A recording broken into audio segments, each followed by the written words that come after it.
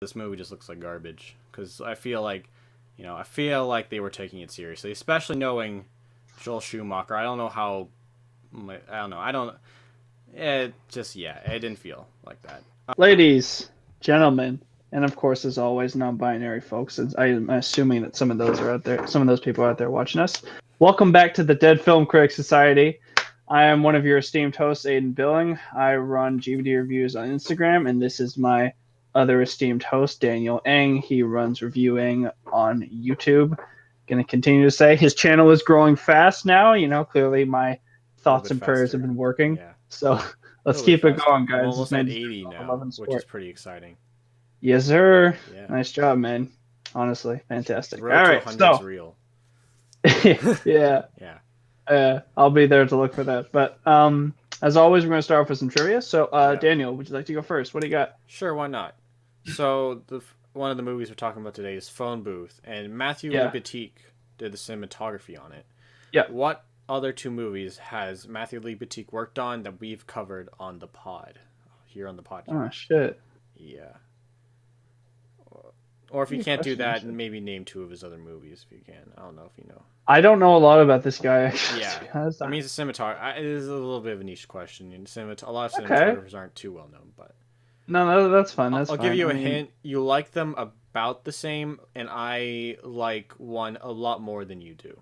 I'll give you like a good amount more than you do.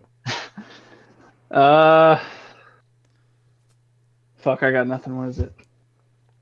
So one of them's The Prom. So he was working on that. Yeah. He did that. And then he did Mother, the Darren Aronofsky. Oh, okay. I see. So, yeah. He's also done Black Swan, A Star is Born, and Iron Man. So, he's definitely got a mixed pool of films. Yeah. He's done a few good films in there. It's just a shame he did The Prom, Yeah. and Mother. Yeah. I don't know. I was looking at some reviews today.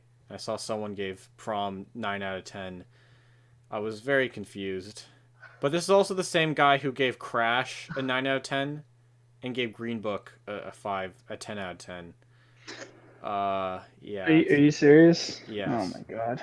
That's just a mess. It's a bit of a mess. Anyways. Yeah. What's your trivia question, I guess? Alright, so Colin Farrell, right? Star of this film. He had another big starring role in another film that came out in 2002, same as Phone Booth. So I want to quickly ask you, what is that other film he was in? Yeah. I don't know. I don't know many Colin Farrell movies at this point in his career, so. That's okay. Yeah. Yeah, I don't know. No. Oh, it was Minority Report with Tom Cruise. Oh, right. Yes. I do. Yeah. Now I remember he was in that movie. Yeah. Yeah. That's cool. Yeah. So next we're gonna do our quick trailer. Actually, no, we need to do news first. We're gonna be doing only news once a week, even though we've been kind of doubling up because we have more free time to do it. But we're only gonna do news once a week. So we're definitely not doing news now when we have guests. That way, they don't have to listen to us ramble on about different things that they probably don't know about, because a lot of our guests don't know the most about movies. But anyways, I don't know. I'll go first. So I told you about this trailer, but here's one of the images from the trailer.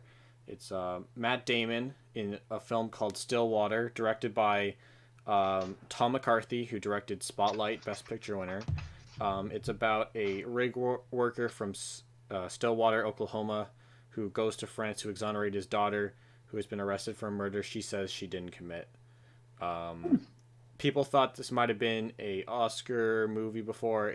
Based on the release date and some of the feelings about this in the trailer, it won't be, but still a movie I'm interested in seeing. See what Tom McCarthy. I think this is his first effort since Spotlight. Actually, no, he did Timmy Failure. He did that Disney movie. I don't know if you heard of it. I watched it. It was kind of cute, but it's not a very good movie. But who knows? This is more him going back into Oscar territory. So who knows? Maybe he made a pretty good film, but based on the trailer, apparently it's not that good. I still need to see the trailer myself, though. Yeah. What do you have?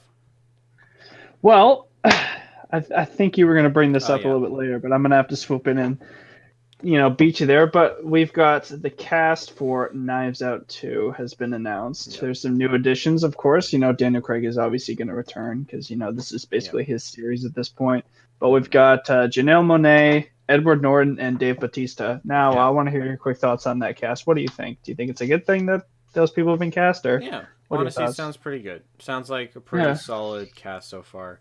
I like Ed Norton a lot. I think he's a pretty good actor. He's a very unique actor. He can be kind of a bit annoying, bit control of a freak. controlling freak, but Yeah, I think it'll be yeah, interesting to have him in one of these kind of movies. So yeah. yeah, Janelle Monáe is pretty good as well. She was in Oh Moonlight. yeah, She was in Hidden Figures. She had a great 2016 just based off those two movies. oh yeah, And yeah, that's cool. Dave Bautista, he's pretty cool. I like him.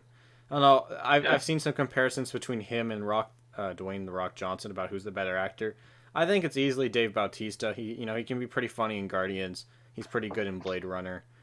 Yeah. I think apparently he's one of the best parts of Army of the Dead, the future Zack Snyder movie that's coming out uh, in a couple of weeks. So, I'm All definitely right. looking forward to this movie overall, and I think Dave and the rest of the cast work for this movie. I'm definitely no All right. complaints Yeah. from No, anyone.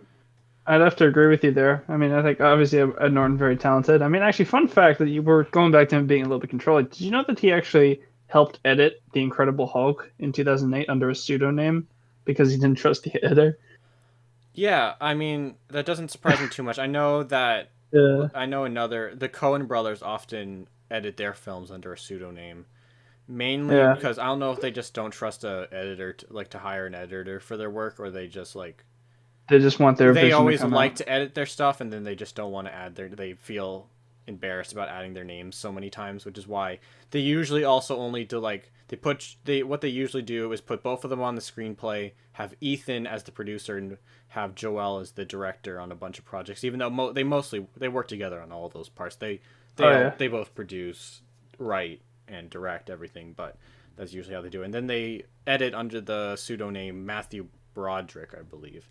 So, if you ever see that Matthew Oh. Broderick edited a Cohen film, it's probably the Coens themselves that is hiding. Yeah, there you Yeah. go. I Oh mean, that cool. doesn't surprise me too much based on what I know of him, but it's interesting. Yeah. I want to share the first image from Martin Scorsese's upcoming film, The Killers of the Flower Moon. It's a pretty massive project. I think this is all close to $250 million of budget going into this movie. It's a Western. It's going to be an Apple Plus movie. And here's the first image we have of Leonardo DiCaprio and Lily Ooh. Gladstone. It looks pretty nice just from that one image. Don't Obviously it's probably not from the camera itself, but it still looks very nice regardless. And yeah, that's a film I'm very much looking forward to. Definitely probably going to be predicting that for Oscars in the future. There is a chance Mhm. it could get rushed and come out this year. Unlikely considering its budget. It's going to be going into a pretty crowded award season, but very much looking for the movie overall. I really liked Martin's recent works overall, and of course he's a legend, and so I'm basically should be looking forward to everything he makes from now on. You know? Yeah, no, it should be great. I mean, like, one of the best directors of all time, I think, easily. He's Yeah, just so influential in the film, in the film yeah, for as a sure. whole. Honestly, he's just Yeah, had so many classics, and I'm excited to see what he does with this. yeah, absolutely. Yep. Do you have any more, or should I continue with my No, other I didn't couple want to have too pieces? much news, All right, like 'cause I feel like we always have I'll too just much. share a quick poster of the Green Knight. We're going to be Oh reacting to yeah. the trailer soon. I had a person who pointed out to me it's kind of annoying that the Green Knight poster doesn't have any green; it's all red. Um, I That's a mean, good point, it, actually. it Why is is it all somewhat red? valid. The other piece of news is that the Golden Globes, they're being canceled. So, Wait, both, what? yeah. So the Golden Globes, Wait, when you they say cancel, do you mean like internet cancel or actually canceled? like both basically because a lots of people have been criticizing them mainly for their lack of diversity in its any black members, because they have none out of their 90 or so members. And there's also been scandals going on about them being too easy to influence for awards, as well as having a lot of potentially racist and sexist members and procedures throughout, not enough mandates to keep their members in check. So, with all that on top of itself, people have started to call for the Golden Globes to not, or at least fix their organization. Maybe not for them to be completely toppled down, but to fix what they have. And that's going to be happening. So NBC has decided to cancel them. They're not hosting them anymore. The Golden Globes will still most likely happen, just not on a platform like NBC, and probably won't be lifted up that much considering all the criticism they've been getting. Damn. And yeah, so they might be coming back in 2023 if there's enough reform, but we'll see. That is huge. How the hell did I miss that? Yeah, I don't know. Oh my god. It wasn't. I mean, the Golden Globes, like, honestly, the Golden Globes are still pretty big. They had, based on domestic numbers, pretty close to the same number of viewers as the Oscar. Not that big a difference. At least I'm not sure how big of a difference it normally is, but this year in particular wasn't that big of a difference. So, I don't know. It's interesting for sure. No, it definitely is. I mean, yeah, like, wow, that's people have also just, been it's speculating. such a... Yeah, for one, Oscar predictors might have a tougher time because Golden Globes are obviously a pretty good precursor for a lot of awards, especially nominations.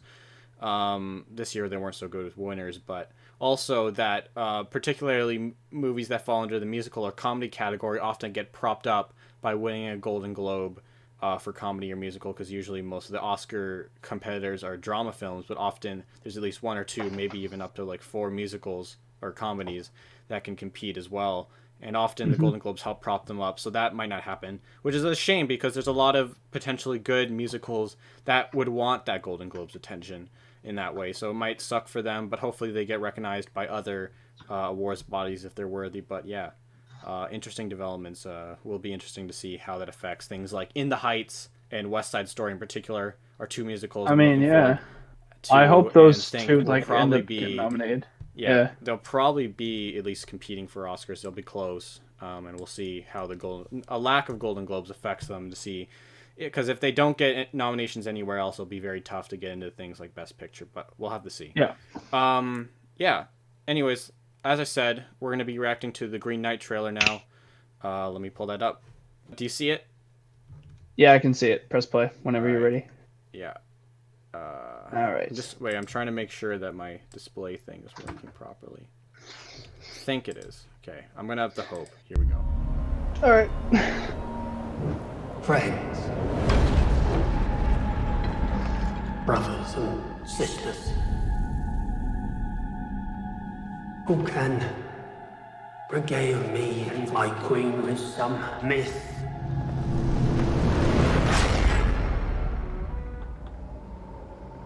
or tale?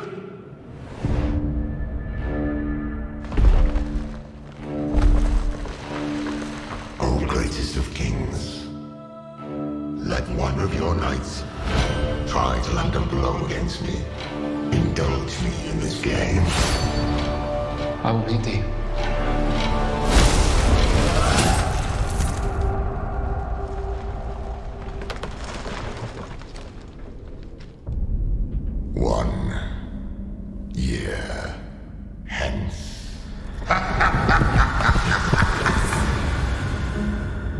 What the heck? Another year nearly gone already. You must seek him out. Was it not just a game? Perhaps, but it is not complete. You'll find no mercy, no happy end. Why do you stop me? Your doom is at hand.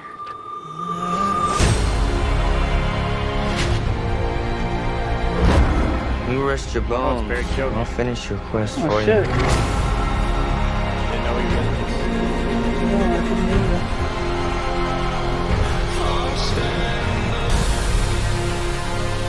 Whoa.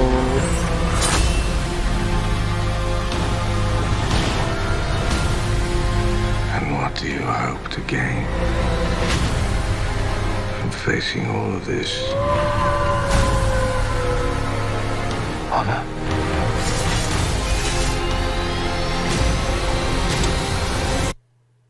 That is why a knight does what he does. Are you ready?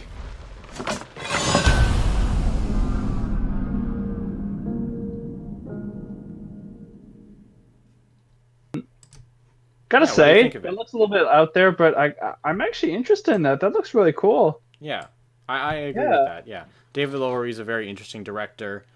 He did a ghost story, which is pretty interesting. I think it's pretty well shot. Had a lot of interesting ideas. Yeah. I definitely think this movie in particular is one of my more anticipated. I like most A24 projects. They usually have a lot of unique and interesting directors, and this definitely looks like one of them. Lots of they do cool good stuff, honestly. ideas and creatures and looking things right. So, and looks very good. So I'm very interested. The story is a little hard to grasp based on that trailer, but I'm it fine should with be that. very I mean, like, interesting, yeah. yeah, I think, like some movie trailers you can, always yeah, reveal I think too you much have. anyways. I kind of get the vague idea he has to like figure out how to, I don't know, Beat a defeat this monster. creature or like like something. He has to confront that creature in some way and figure out what it means, and that's pretty interesting, I think. And yeah, I'm looking forward to it. It comes out July 30th, so not too far. Oh away. wow, that's close. Yeah, it's not too Nice. far away. All right. Let's do the Good choice. tier list, I guess. Oh, I saw it was Christopher Nolan, It's right? Christopher Nolan. We're gonna do Oh yeah. Christopher Nolan No, tier this one's list. gonna be sick. I'm excited for this. Yeah, so let me stream once more into it. Why not? Batman Begins. Ooh, okay. Well, this so- is the one that started off the Dark Knight trilogy. I mean, Yeah. it's definitely a solid film. Yeah, I think it's definitely solid. I think it's like a B though. I don't know if it's like an A. It's like Yeah. it's definitely good. Don't get me wrong, but it's just not. But Yeah, based on what definitely comes in after the it, I could even see it being a C just in the context of Nolan's career. Like, he sets a very high bar with a lot of his movies. So I could see that. But I Yeah. think B is fair Yeah.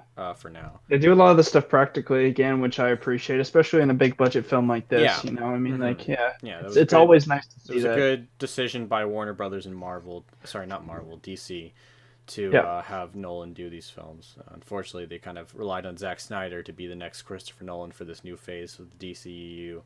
Didn't work out too well, but Yeah. we got Dark Knight Sorry. Rises next. So I think this is a bit weaker for sure. I don't Batman think it's a C Begins. though. I mean, I'd give it. I mean, it's like I think this is more in like I don't think if you were to like say generally you think of it as a C, but just in the context of Nolan's career, considering how many other better movies he's made, I feel like this is kind of a C. All right, fine, but It's it's a good C. It's still though, it's a because, good C. It's a good. It's a good. It's still a good movie, even with its flaws. But Yeah. Yeah. Dunkirk. Now I think this is pretty good. Ooh. Yeah, I think that's like an A. To I be think honest. this is A. I think Dunkirk Solid film. does, especially when you see it in theaters, does everything you needed to. The time mixing's a bit silly, but it works enough. Like, it's not stupid. It's not like it's annoying, like something like Six Underground, which is kind of what it reminded me of in the way that it cuts through time. But it's obviously the action scenes and all that stuff is done a lot better. There's great use of miniatures in there. The changing aspect ratios was a little annoying. Yeah. I don't know how. Yeah, I don't know how that works. I don't know. It's because some of them were shot on IMAX, some of them weren't. That's a bit annoying. But that's like one of the biggest complaints I have about this movie. I think all the acting works, even though it's clearly not an acting movie. It's a good action movie. Serves its purpose. Pretty historically accurate, and just it's a good film. Overall, I like it a lot. Inception. Now, this is pretty great. One of the most interesting screenplays he's ever made. There was a lot of things to handle, frankly, and there's a lot of parts where the story could just be completely incoherent. He does a good job of keeping coherent, even though I don't think it's flawless screenplay wise. But also the direction, the VFX are amazing, especially for 2010. And being able to work on this level, I think the acting from Leonardo DiCaprio and the rest of the cast is pretty great. They all work pretty well. What do you think? No, I'd agree. I love this movie so much. Like it's like it took me a few times to actually figure it out, because I watched it the first time when I was about 12, and as you can imagine, it confused the hell out of me. But I mean, I think it's definitely one of the smartest scripts he's had. I think it has a lot of stuff underneath it that you don't really see until you watch it a few times, and I just love it, especially all the practical stuff. Again, like that whole hallway scene is iconic. That hallway scene. The set they built for that is quite iconic. And oh my god, yeah. It didn't even win Best Production Design, unfortunately. It lost to I don't Alice know in how, Wonderland. man. I don't know how. I guess they figured I don't know if they didn't understand that the room was a set, but Stupid Well, I Academy. mean, like sometimes I guess they think that oh, more costumes equals better production design or whatever. But Yeah, I don't know. It's weird. Anyways, I think we can both put this at S tier. Definitely one of his best, if not his best. oh yeah, Insomnia. So have you seen this? well, I have not seen this one. Because neither have I. So I don't really have an opinion. Based on what I've heard, I'll put it in C. Apparently it's one of his weaker ones for sure, but I don't think it's bad at all. Yeah. Interstellar. So Ooh. I think this is a pretty good film visually. I think Oh, it yeah. does a lot of great things. Oh, and its score as well. The score is Amazing. pretty cool in a lot of parts. I don't think it's Yeah. Hans Zimmer's strongest, even from Nolan's Yeah, sometimes it does filmography. feel like he fell It asleep does on feel, his, yeah, it does feel a on bit his organ. repetitive. Yeah, I would say Yeah. more repetitive. But, using organ music like that, I don't think, it's a very memorable score for sure. Oh, I gotta yeah. give it that. A lot of the visuals are amazing. What they were able to do with, capturing a lot of the stuff in camera is amazing. Story-wise, it's pretty simple and then tries to be a lot more complicated. It can be a little dumb. But I don't think that's really the point of the film overall. So, I don't know. I don't think this is A. I think this is B. No, I'd agree with you. I think it's a bit better than Batman Begins, but still Yeah. B. Yeah. Yeah. Memento. Now, Memento. Okay, I is- have not seen this one. You haven't seen Memento? Well, you need to No, I see haven't seen Memento Memento. because honestly, this probably might be his best screenplay. I think. Yeah? I think it is. I think it's definitely his best screenplay. I think, though it is obviously one of the weaker ones on a technical level. I think it's easily the most inventive screenplay he's ever done. Yeah. Well, of the course I know performance- about it, right? The Yeah, guy's right. the whole movie's Yeah. in reverse, right? Exactly. Yeah. And it's very smart. And honestly, it's like, even though it's a little complicated, it's still pretty it's easy enough to understand, but still very interesting in how it presents all this. And the twists and turns you go with these characters is very interesting, especially since you yourself are put in the headspace of you're like also forgetting with him because it's going backwards, right? So you don't know what's happened before either. So it's very interesting how it plays like that. Again, it's a little bit weaker filmmaking wise, so I don't think it's on the level of Inception, even though I think Inception's a worse script, but I think it's still a very great movie. I think it's A. Yeah. Tenet. Tenet. This is maybe his worst script potentially, but it might also be one of his better technical films, right? Oh I yeah, think like it's the visually cinematography. fantastic. I mean, they crashed a jet. Like I know, like who the fuck does yeah, that? exactly. Like I don't know. Jesus. Just for that, you kind of respect it, and it was serving a purpose, right? There is unlike something like Six Underground, which was just throwing money around, right? Like Nolan obviously knows, and like his crew obviously know how to make an action movie, right? And they're crashing this jet and all this other stuff for a purpose, and for that reason, I think it's pretty admirable. However, it is probably his most incoherent script and pretty basic, especially on a character level. It's the easily score, though, probably is his weakest. And the best. score is also great. I can't believe it was snubbed. It's stupid. Yeah. I hate that. Should we make it better than Insomnia? or where I do you think put it's it? I think it's maybe low B personally, because I think it's still Okay. pretty great. I would, That's I fine. put it, I would put it around here. I think it's better than Dark Knight Rises. I think. All right. Well, Dark Knight Rises obviously has that strength from being the predecessor of having better characters automatically, just because it's following up all those films. I think Oh yeah. story-wise, it's maybe close to the same. And I think Tenet's better made. Anyways, The Dark Knight. Okay, yeah, this film, S I tier. think it's my, I think- it's an S. It's like my favorite. It's like probably my favorite superhero film. It's probably the probably best is for me superhero too. film of It's all close time. for sure. To be honest. Yeah, I don't know if I call it my favorite, but I could maybe easily call it the most objectively best made. I think there's others that capture my heart a little more, maybe, but this one is truly great. Actually, I mean, Spider-Verse. I think Spider-Verse maybe. I think I would like it more, just because it captures your heart a little more. But still, But I think what's The it Dark called though? Knight is Like awesome. The Dark Knight, it's just so endlessly rewatchable, and it gets better every time you watch it. Though that's the crazy part. At least for me. I mean, like I've watched it like maybe like 6 or 7 times, and I've loved it even more every time I've watched Right. it. yeah, Because I've there's watched always it- some little things I notice. Yeah, So- I've only watched it once. Yeah, I think it's good to know it's a rewatchable film. Heath Ledger, of course, is Yeah. always rewatchable. Oh All of my his God, scenes yeah. are just iconic. He's Yeah. pretty crazy. He's pretty insanely great in that movie. And obviously it's a great action film. Everything works there. It's a very interesting story. this idea of, you know, the immovable object and the unstoppable force meeting and Oh, causing yeah. all this ruckus, and also Joker just trying to create as much chaos. You know, some men just want to watch the world burn, and some people just love watching the world burn in a movie, in The Dark Knight. I think a lot of Yeah, us do, exactly. which is why I think it easily deserves S tier. And you know, Mm-hmm. yeah, we could probably throw ahead Inception. I think. Yeah, I would definitely put it at Inception. Yeah, and I like they're about the same for me, but I'd definitely be willing to, especially since seeing as how you would throw it over. Following, I'm just gonna throw this in D. It's his first film. So It was there's no- made for like no money, right? Yeah, it was pretty cheap. Yeah. It was still. I don't think it's his weakest screenplay. I think it's still pretty inventive in that way. There's a reason he got Yeah. attention to make things like Memento, and then Insomnia, which was his first like blockbuster thing, or like big studio film, which obviously led to The Dark Knight, which has led to Yeah. him just becoming, you know, one of the most bankable names in directors, and one of the only people who can really have almost full creative control and still have massive budgets, which is a very Yeah. admirable and special thing that, you know, we don't see too much of. Yeah. The Prestige. This is, I don't know. Have you seen this? I have seen The Prestige. Yeah, have you seen it? I have seen it. I think Okay. it's pretty What do you great. think of it? I think. Oh, yeah, I I loved think it it's too. I great. mean- It's amazing. Yeah. I think the performances from both of these two, Christian Bale. This might be Christian Bale's best like Nolan performance. Maybe. Yeah. I think it's pretty great. Hugh Jackman's Yeah. pretty good in it. Scarlett Johansson's good. You know, all the cast is great.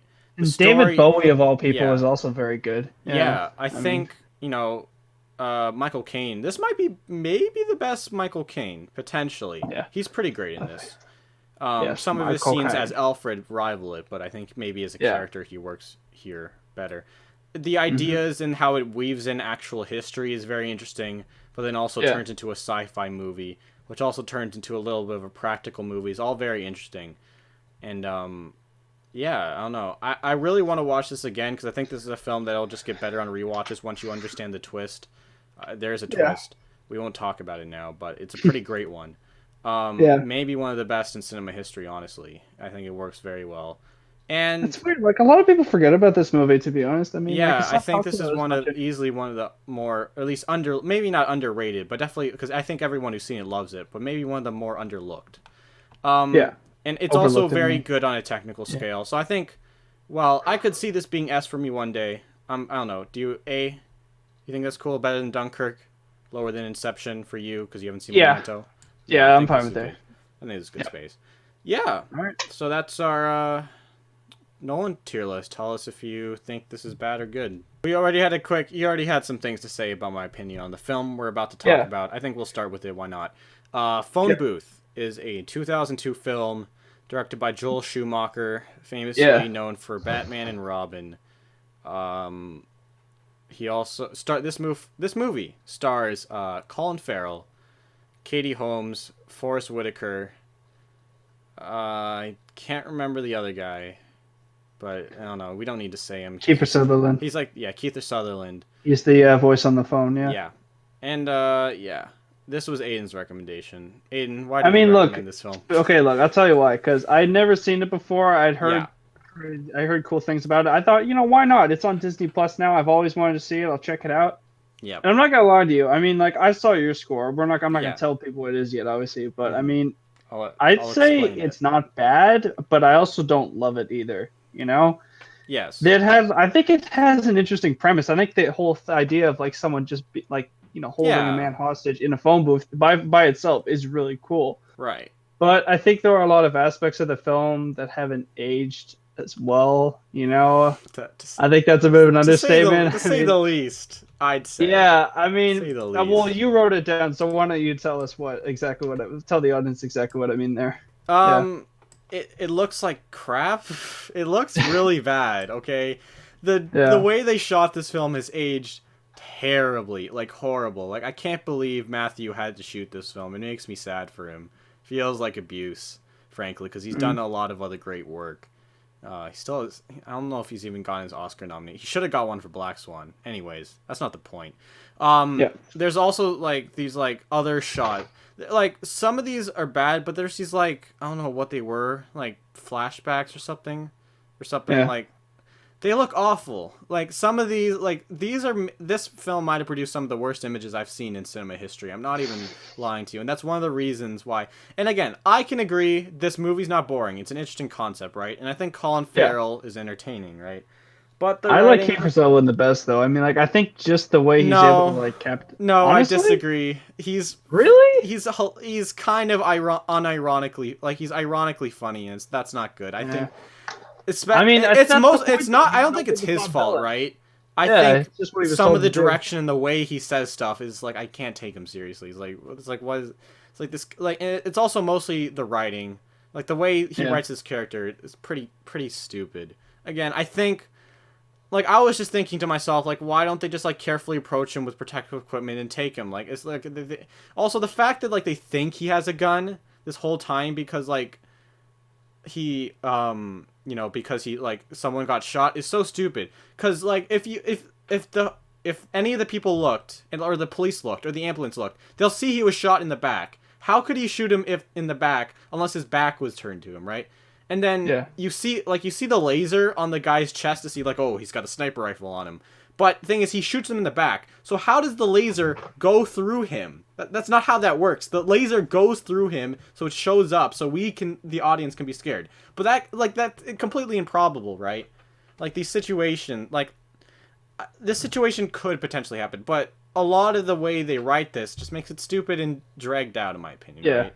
I feel like this issue should have been like this could have been a decent TV show episode, right? I don't think this. Or maybe like a TV movie. You know, I think that's kind of maybe I think this would maybe more be like I don't know, like some kind of concept they could do in a TV show where like a character maybe Criminal Minds, actually. That would be a really cool episode or something like that. But yeah. in a movie, it really doesn't work. The way he edits the stuff with the freaking, you know, the FaceTime looking stuff, you know, with multiple cameras and angles during the same time. It's like, why can't you just cut like a normal person? Like, obviously he thought, oh, I'm gonna try to be revolutionary. I'm gonna put two screens up. Look at me, I'm cool. Yeah, no, that aged terribly. Like, why? Just cut like a normal person. Fucking Schumacher. Like, I think the early 2000s were a weird time. Honestly, I think in the hands of another, I think the writing's like kind of bad, but the hands of another director, a lot of this stuff could have been padded out and made at least purposely silly. Because I think this movie. Well, obviously, it's clearly knowing it's silly. A little bit too I seriously think it in some takes aspects. itself too seriously. Like, yeah, this like whole thing is like Colin Farrell's a little interesting, right? But everyone else is also completely unlikable and uninteresting, except him. And he's not likable. He's just a bit interesting. That's it, right? Yeah. And luckily, he's the main character, so that helps a bit, right? Yeah.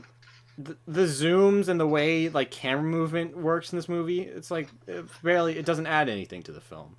Like I said, it doesn't look very good. The lighting and all that stuff.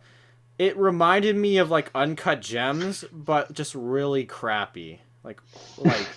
Like the opposite of Uncut Gems. It was kind of going for that kind of vibe of the stress of being in New York City and all this chaos around him, but like just really bad. Yeah. And like like I said, the cinematography I think is horrible. And also, again, and a lot of the motivation is very cliche as well, I think.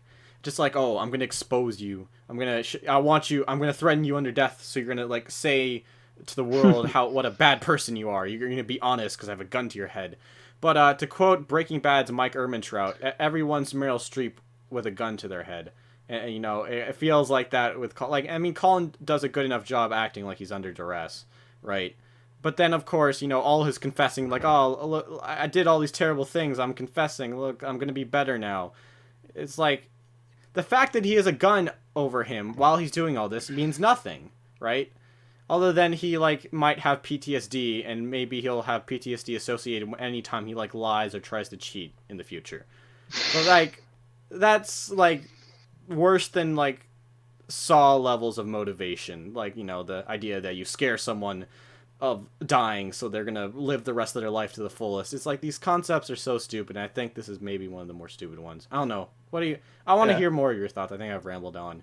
I mean, no, it's okay. I mean, like, I had a lot of similar thoughts to you. I mean, like, I think you also pointed out in your notes that I quickly peeked at that some of the characters you know, like not really characters, but kind of like the side characters in the film, especially like those hookers where like the guy gets They shot. were They're a s- little bit racist. They were definitely even if you were like, I don't know if I call them racist. They were definitely borderlining on that. They were just Yeah. offensive. They were pointless. Like they were such stupid stereotypes. Like they were Like acting I said, like man, look, the early 2000s and the late Yeah, 90s were a strange right. time for like, you know, ethnic. yeah, but stereotypes, you know? other movies made around this time don't do this. Like I know, there's- but dude, a lot of big budget films have done that. I mean, like if you Well, think then about they're like fucking Bad bad. Boys is famous for Then doing they're- that as well. well, then they're bad. Then I might not like Yeah. Bad Boys. I've been like, it Yeah. also feels like in those, like I swear those Yeah. like those hookers are technically one of the biggest parts of the movie, honestly, because they have a decent amount of screen time combined. Like they're part of the whole situation almost the whole time. That's Like just they're annoying. they're involved Yeah. in the situation the longest, except for obviously Colin Farrell, who's obviously, you know, we're in his perspective, right? Yeah. No, I get that. I mean, like it's definitely not a good look looking back. I mean, but like it's a product of the time. Like there's nothing really we can do Yeah. about it now. I kind of It's a equate them to a bad bit like product you remember of the time. Mudflap and Skids from Transformers: Revenge of the Fallen? No. Haven't seen that film? Okay, No. well they're similar. They're racist caricatures as well, pretty much. They speak in Ebonics. You know, they're like Yeah. you know. It's I like, think I don't think it's the great. racism potential. There's a little bit probably, but I Okay, think well, maybe the worst just part, tiny bit, the but it's worst more part of the just characters offensive. is that they're completely helpless and dumbass.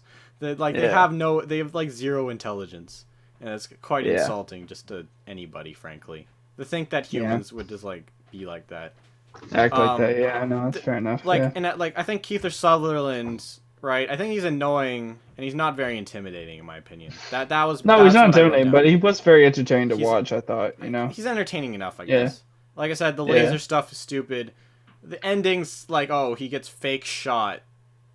Like that, none of that was set up. So I was like, what the heck is going on? They're like, oh, he fell down, but you know, we got him. And then, okay, we're gonna spoil it. The fake twist with the pizza guy. It's like, why would you do that? It's like, Like, we why- know what Kiefer I probably Sutherland would have looks like. liked it better if it was the pizza guy. If the pizza, like, if you just made Keith Sutherland, I mean, I guess if you had a star like that just randomly appear and then leave, they're like, oh yeah, he's the villain. But frankly, I probably would have liked that better. Because, like, the reveal itself holds, like, no strength at all. It's like, oh, gasp, Yeah. it was the pizza guy? Oh, wow. I'm so appalled. It was the pizza guy? Well, maybe Colin should have accepted that pizza. Blah, blah, blah.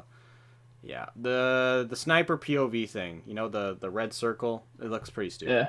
Looks pretty dumb. Yeah. Again, that's another Again, Product of the stretched era. out, Yeah. delayed. The ending's dumb. Like I said, it's not really set up. And yeah, I don't know. Do you have any last thoughts to say before I say one more thing and show you something that reminded me of this film?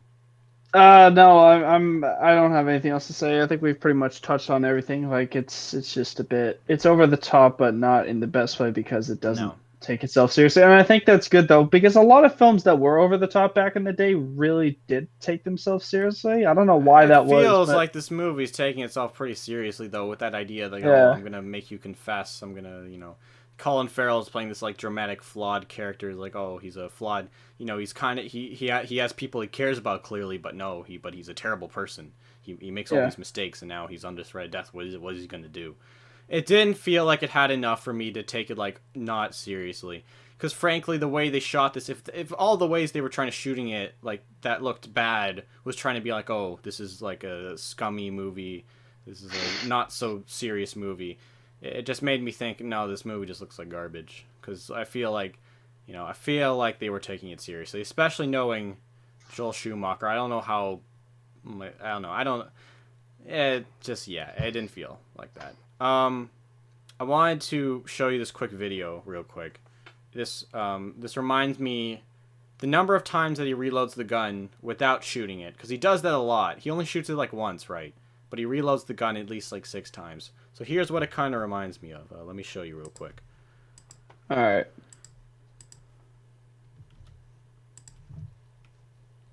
Oh, he's got a YouTube link. Got the link.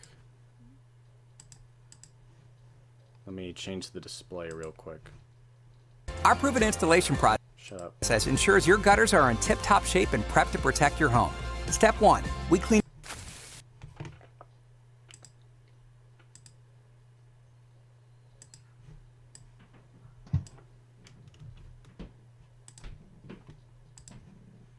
All right, you can see it. Yep. Cool. Oh, hold up there, Buster. Oh, hey. Couldn't help but notice you're trespassing on my land. Sorry, I was just hiking through. I didn't know this was private property. Best get to stepping, son. I could just get off if you need me to. I'm sorry, I didn't know that. You're doing a lot of yammering, but unbeknownst to you, you're speaking your final words. You don't need to brandish that weapon. I'm not gonna hurt you. Well, sounds to me like we got a bit of a smart ass on our hands. You're ejecting a lot of shells there. Yup. You're not gonna have any left to shoot me. What'd you just say to me? It's like the 12th shell. You little shit. You already got one in the chamber. I've seen like 36 shells go through that gun. Don't need them. Do you have any left in there? All right, I've had it up to here. Oh, geez. Take this. I can just leave. You're not even. Yeah, I'm shooting at you now. Is that even a real gun? Ah. There's like 0 recoil to that gun. Ah. Dude, you're not even coming close to me here. Alakablam! I don't understand the physics of this. You're gonna want to get. Well, all right. Dude, how many shells do you have in that gun? I got 57 more goddamn rounds in this 4-round magazine.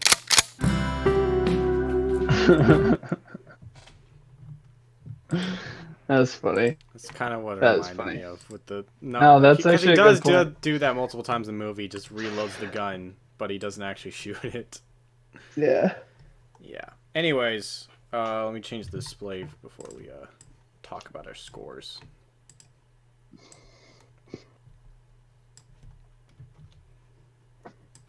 All right. Yeah. As far as a score, I don't know. What do you? I saw your score. You already I'd give know it my like I'd give it like a 4.5 or 5. It's not too bad, but it's obviously not Yeah. great, to be honest. I was slightly disappointed. I was hoping for something a little bit more. Why I recommended it, but Yeah. it's all right. I can you know? understand that. You know. I should have expected less from Joel Schumacher, though. I mean, like, he has done, like, there's one movie of his I actually really like. It's kind of cheesy as well, but it's like fuck, I'm just trying to remember the name. It's like A Time to Kill. That one's kind of fun. It's Okay. like so over the top in a Sam Jackson, but I mean, yeah. I probably won't watch it just because. No, like I don't blame. I you. It's mean, fun. I will say it's Yeah. entertaining, right? I wasn't bored with Yeah. it. You know, I got through it fine enough, but Yeah. it's really bad still. I gave it a 3 out of 10, and I Yep. think it's personally closer to a 2. It's not very good. No. You know, it's close to Michael Bay levels of stupidity. Maybe not as badly directed, but still not well directed either. Anyways, let's go on to the next film. My recommendation, which was God's Own Country, is a 2017 film directed and written by Francis Lee, starring Josh O'Connor. And Aiden, what did you think of it? Well, I gotta tell you, man. I mean, this was a good selection. I don't know where you find all these movies from. I mean, I gotta step my game up, but no, I really liked it. To be honest, I thought it's nice to see a portrayal of like a gay relationship that's actually done well. Yeah. I mean, like there's a number of movies out there that have done it well, but for every movie that does it well, there are a plethora of other ones that don't understand how to do it properly. And I'm just so glad this movie knows how to The like. Prom, Yeah. Yes, among others. I mean, like yeah, we don't need to get too much in that. We spent enough time talking about that shitty movie. But honestly, this is a great film to watch. I love the romance between the two main characters. I can't remember their names exactly, like the actors' names. The actors' names are Josh O'Connor, like I said, and I don't remember the other one, to be honest. His name's Romanian. I think his name's actually Romanian, so I don't. Okay. So I'm not going to try and pronounce that. I do know the characters' names. One of them's called Johnny, the character played by Josh O'Connor, and then the other one's George or something. A rendition of George, played by Alec Sicker. I'm not gonna. Yeah, just try to pronounce that. I'm just gonna call him Alec S. And he's pretty good. I think. Oh yeah. I think the chemistry between these two characters is pretty good. Oh yeah. I think that for works sure. very well. Great casting choice. They worked very well together. They really did. The script is pretty good as well. Yeah, I think like the script is pretty good. Francis Lee. I saw his newest film was Ammonite, starring Saoirse Ronan and Kate Winslet. It was also an LGBTQ film. So more Oh, a period piece. Really? Yeah. He did that one. It Okay. was also yeah. It was about them kind of falling in love, and I think what maybe is better. First of all, not that you can't direct a movie that doesn't have main characters that are your same gender, but I think but I think that's somewhat true. And also I think Francis Lee, his experience, like a lot of this is somewhat based on his own life because he himself grew up on a Yorkshire farm, being a queer man. So I'm assuming he kind of had an idea of how to cover this project. I think more authentically and interestingly than he did with Ammonite. That clearly shows. Like I said, the acting from the two leads is great. I think less so from the supporting cast, but they're still good. They're not bad for sure. I don't think the acting in this is weak by any means. I think the best part of the film was kind of how... So we get this pretty good introduction to Johnny's life. His name isn't mentioned in the film that much, though, which is kind of amazingly because it's from his perspective.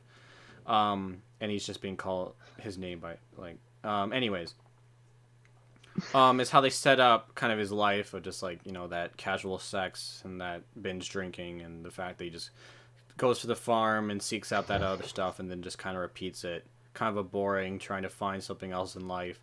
Kind of, you can get the hint that he's kind of jealous of his, some of his friends he grew up with who are now going to university because, he obviously has to stay on the farm, take care of it because his father's sick. And then they kind of show how he becomes more content and has a more positive outlook on his life on the farm when George arrives. And slowly, of course, because at first he's a little bit racist to him, and I think the film could have been killed by that. I think they do a good enough job to believe that George wouldn't take too much offense to it, and also what he's saying wasn't too over the line.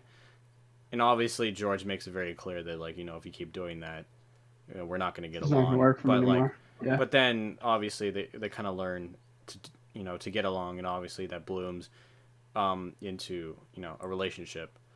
And I think that the way they do that it's a little bit jarring, I think, because one moment they're fighting and the other one they're kissing, but I think it kind of reminds me of Brokeback Mountain. This is pretty reminiscent of Brokeback Mountain in a lot of ways. Two guys who are hanging out for about the same amount of time in a countryside, taking care of farm duties, who end up kind of falling for each other. I think what Brokeback Mountain does better, other than I think being better shot, maybe a little bit smarter written. Also, I like the music because I think some music in this film would have aided it. The small amount they did use was okay. It wasn't anything special, right? I think the cinematography is pretty great. Even though I think it's maybe one of the weaker ones. Joshua James Richards, who shot Nomadland and The Rider, two Chloe Zhao films, did this, and it shows. It's very interesting and well done how he shoots it. I don't know. What do you think? I feel like I'm talking too much. No.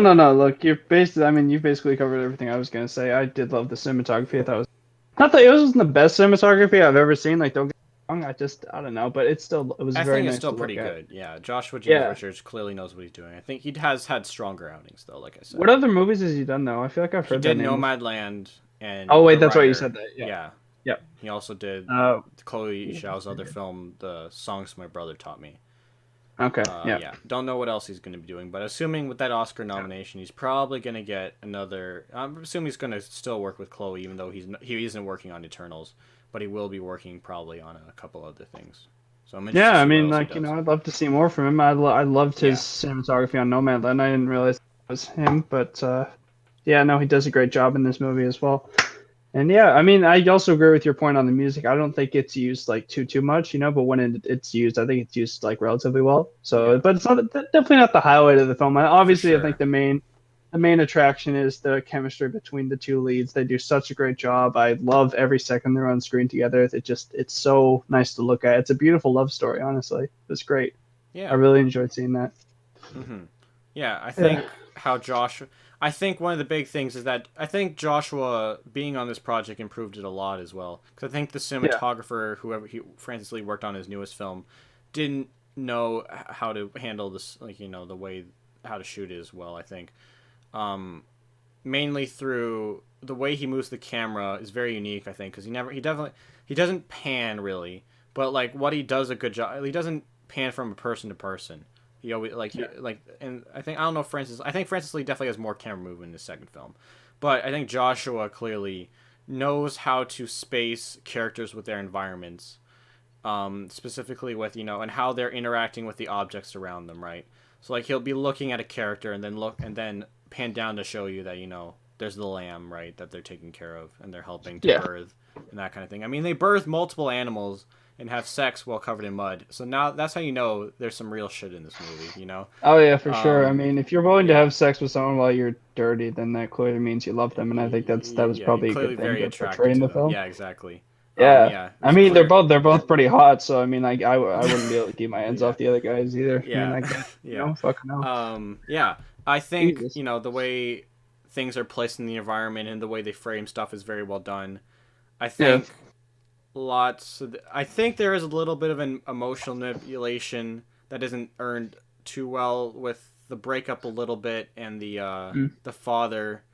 It's not built. That idea with the father isn't built up too much. How it affects him, it isn't the clearest. And again, I think this is a little bit reminiscent of a cliche of the two characters breaking up, because the way they set that up feels a little bit arbitrarily, a little convenient, right? With the way that they have an argument just before he goes in the bathroom with the other gay dude, and then like it feels a little convenient that way. And of course, then the other guy doesn't know that he knows, and so he runs away, and is like, why did you run away? Sort of. It's a bit cliche, but again, I think these, like you said, these characters work so well together. You can kind of imagine this, but also they do obviously have that kind of standoffish attitude towards each other a certain way. So you can imagine this, like at least the argument you can certainly imagine, and then it is convenient that circumstance happens. But again, it's a bit convenient, but I don't think it's like impossible or the most unbelievable thing in the world.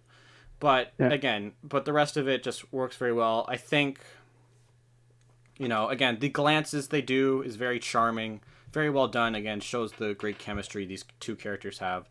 And like I said, I think they build Johnny's character up very well in the beginning of the film. I think the film wanders a little bit after that. I think the pacing's a bit slow. I think even though it's not a long film, I think it could have been maybe at least briskly paced, maybe some more interesting scenarios within the story.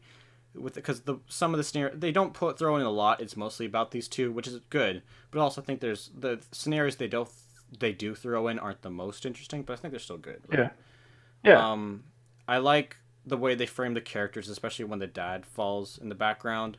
Kind of like, it's a little heartbreaking not to be able to see that and focus. You kind of imagine that the mom's also in that similar sense, being an old woman, maybe like sort of seeing her son also struggling, with his health issues, and then seeing him fall down. And that way is very, well done and built up, I think. Yeah.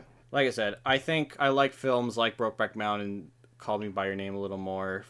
I think they do some stuff better. Funny. I was gonna say, I feel like Call Me by Your Name and this movie share like a few similarities. I mean, like I think for sure the two main characters, like they start off kind of indifferent towards each other, then gradually they begin to kind of like fall in love. Then they kind of have a bit of falling out, and then Yeah, I think I agree. I think I love the sound, like the soundtrack in Call Me by Your Name. And I really love music in a film, right? And I think and again, there's not much of a soundtrack here, so I wouldn't want to compare who has a better soundtrack, because Call Me by Your Name kind of automatically does, just because of the amount of songs they have. But also the songs I really love in that movie, right? And I think I really love music in a movie, and that maybe brought it down. Like, I don't think I've ever given like a film a 9 or a 10 out of 10 without like there being some really great music, because I think that's almost an essential part to my personal experience of a movie. But that being said, it's one of the strongest movies I've had without, much soundtrack. And these characters are quite they're lovable. Even Johnny, who's a little bit of an asshole, they still make him lovable enough. George is obviously, I think George is maybe the most admirable character as well, being that you can kind of imagine, the struggle of him. We also got a little bit of hints of that from like the documentary Collective, right? Like Romania, their healthcare system and a lot of their parts of their government is kind of in shambles, right?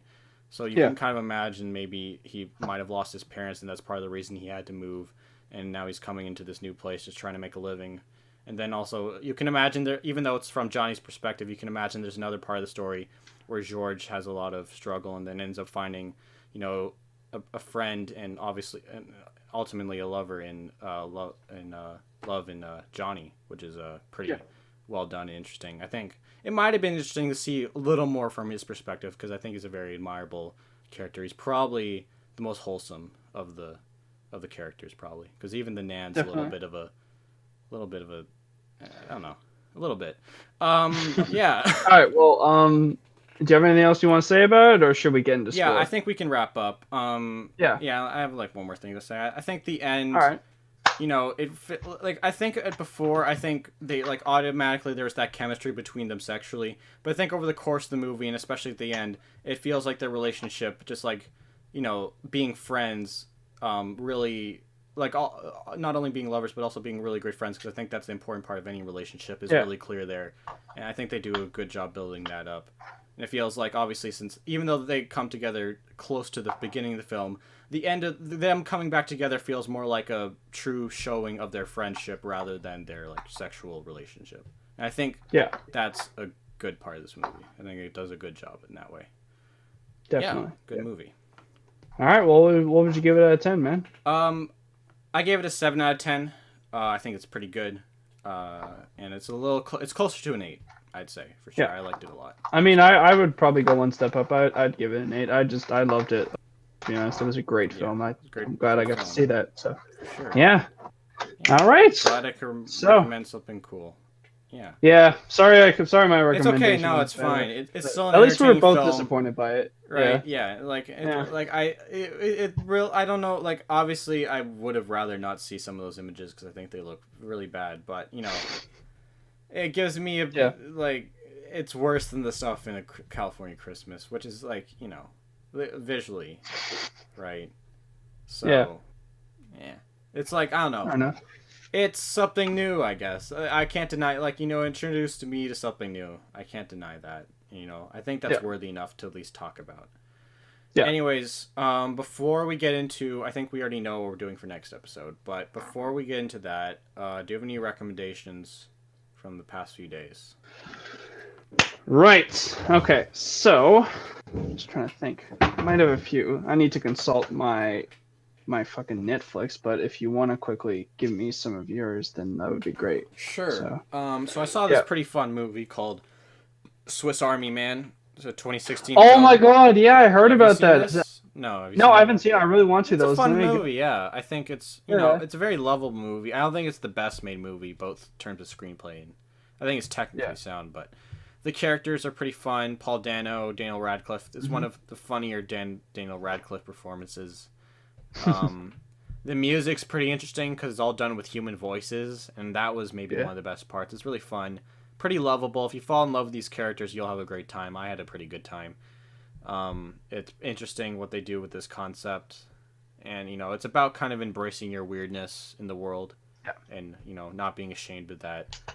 Doctor Strangelove, or How I Learned to Stop Worrying and Love the Bomb. I watched that. It's pretty great. Classic. It's it's one of my favorite Kubricks. I think I've only seen like 4 of them. I think it's one of my favorite. I think it's in the top 2 for sure. I liked it a lot. I think it's very well shot. The general character specifically, I was very interested in, because it's not really a spoiler, but basically the reason why he believes the communists are such a threat, because it's obviously it's about Cold War relations and a satire of that. The reason why he believes the communists are such a threat is because he believes that this specific chemical that they're starting to put in things like ice cream and milk, I don't remember what it's called, but basically saying that that's from the communists, and when people eat it, they become weaker. And he said that because while I was I don't drink that stuff, and I don't eat ice cream or drink milk anymore, because when I did, I couldn't please a woman or get with any woman, which means obviously the key is because the whatever they were putting that ice cream basically made him have erectile dysfunction or something like that. And that's kind of funny how he's basically just really insecure, and that's why he ends up trying to basically blow up all of Russia, which in this movie means the world, because they have anyways, I'm getting Yeah, too it's much into mutually it. It's assured still- destruction, Yeah, right? So- exactly. Mutual destruction. So, yeah, Yeah. great movie. All right. Well, I did have one movie that I saw. I mean, like, it was it's obviously it's not like the greatest film, but it's one of Heath Ledger's earlier films. It's like, and it was actually the 20th anniversary yesterday. So me and my mom watched A Knight's Tale. I don't know if you've ever seen that movie, but No. it's kind of interesting, to be honest, because I mean, for some reason, for some stylistic reason, they decided to use a lot of modern things in this movie, even though obviously Right. it does take place in the Middle Ages, and they also use a lot of modern, like classic rock songs and modern rock songs in the Right. film instead of like period music, which honestly, I Sounds mean, a little bit like both Romeo and Juliet, like the Baz Luhrmann version, and the Marie Antoinette kind of has that. Like you can see Converse in like on the set in the Palace of Versailles, and you can see they play rock music in it as well. but I can promise you though, it's way better than Romeo plus Juliet. It's nothing like Yeah. that. It's just a fun, nice little movie. It's kind of takes us back to a time before like Heath Ledger was this like immersive like force in acting, right? He was Yeah. just kind of the pretty boy from 10 Things I Hate About You. But it's great to see his Which evolution, I like right? as well. I think that's a good movie. Yeah. That was a good movie too. I actually would like to see that again. I haven't seen it for like in a while, but yeah, I'm thinking definitely. myself. I'm waiting for you to recommend something from, or at least mention that you watched something from 2020. Yeah, I know. I'm sorry. I'm really trying to make time, but I don't know. Yeah. Sometimes my mental state isn't the best, so sometimes I like to take a break. Yeah. Don't worry, I So, get it. Anyways, for next episode, we're gonna be doing. We're bringing my friend Doris on the podcast. Oh yeah, Finding Doris. She recommended a pretty fun movie. Not Finding Dory. What'd she recommend? Which is one of her, obviously she likes a lot. But she recommended the Emoji Movie, from 2017. Oh yeah. Ironically, just to clarify, it's not. She doesn't actually like it. She knows it's bad, but she thought it would be fun to talk about on the podcast. As far as the other movie, there's a lot of new stuff coming out. So I decided we should probably do, it's been a while since we've done a movie that's just coming out. So I think we're gonna cover the movie directed by Taylor Sheridan, who wrote Sicario and Hell or High Water. His new movie called Those Who Wish Me Dead, starring Angelina Jolie. We're gonna be doing that. I've been looking forward to that. Honestly, I love neo westerns. It's such a cool genre. Honestly, like it's like probably one of my favorite genres to me. It's like I've seen like the other films he's penned. Like obviously I've seen Sicario, I've seen Hell or High Water, and I have seen Wind River is another one he did. I haven't seen that yet. I need to watch that. Okay, well I'll have to recommend that someday. So that's a okay. really good film too. Yeah. So I think we'll do those two films. Yeah. We'll figure out what we're gonna do next. There's a lot of new stuff coming out, so I wanted to cover some of that stuff, and we're gonna start with that film. But other than that, I think we're ready to wrap up the podcast. Yes, sir. I have been vaccinated, by the way, so I got to get my vaccination, and he's getting his very soon. Within probably the next couple hours. Yeah. Well, actually, in like exactly 1 hour and 4 minutes. So. All right. Yeah. Well, that's good news. With that being said, we'll probably be trying to plan a in-person episode, our first ever event soon. So look out for that. But other than that, thank you guys so much for watching, as always. Make sure to go follow Aiden, as always, at GBD Reviews. Make sure to go subscribe to my channel, at Reviewing. We're on the road to 100. It's coming. We're getting there. For the love of Christ, get him there. Let's go. Yeah. Man deserves it. Yeah, I hope we can get there. And again, thank you guys so much for watching. See you guys. Bye-bye.